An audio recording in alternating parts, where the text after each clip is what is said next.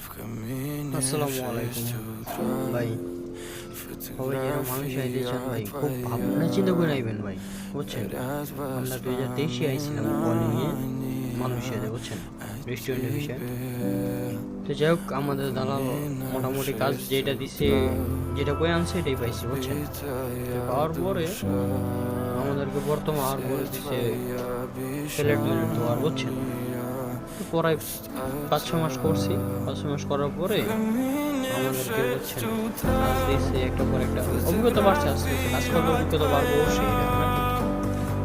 তো প্রায় কাজ মাস শিখছি। পরে দেখলাম ওই যে পানি বানায়, শরবত বানায়, যে কাজটা, এই কাজটা তা আমি মাসাল্লাহ দিলাম আল্লাহর রহমতে সবগুলো কাজ শিখতে পারছি, বুঝছেন। পানি বানাইছি, সবগুলো কাজ শিখছি, পানি টানি বানাই। বর্তমানে আমি যে কাজটি করতেছি, বুঝছেন, খুব পরিশ্রম ভাই। একটা রেস্টুরেন্টের ভিতরে দৈনিক তোমার সকাল আমার 3বার কাউন্টার গোনা হয়, যে কত টাকা বেচে কিনা হয়, কিরকম কাস্টমার হয়, এটা 3বার গোনা হয়। সকাল 7টা বেজে 12টা পর্যন্ত বেচে কিনা হয়, বুঝছো। তো এই মিলের ভিতরে প্রায় 3,000 সাড়ে 3,000 ইঙ্গিত বেচে কিনা হয়েছে। তো এই ভরপুর কাস্টমার সামলাই, বুঝছো।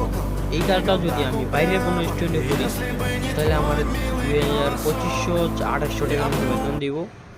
কিন্তু আমি এই যে কলিংয়ে ফাঁসে গেছি ভাই, বুঝছেন। কলিংয়ে যারা আসবেন, কলিং খুলবো, এই জন্য যারা আসতে অপেক্ষা করতেছেন ভাই, খুব ভাবনা চিন্তা করে আইবেন ভাই।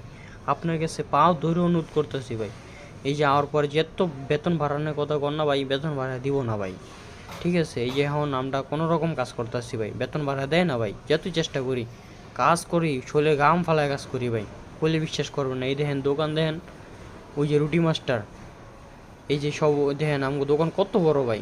আপনার দোকানে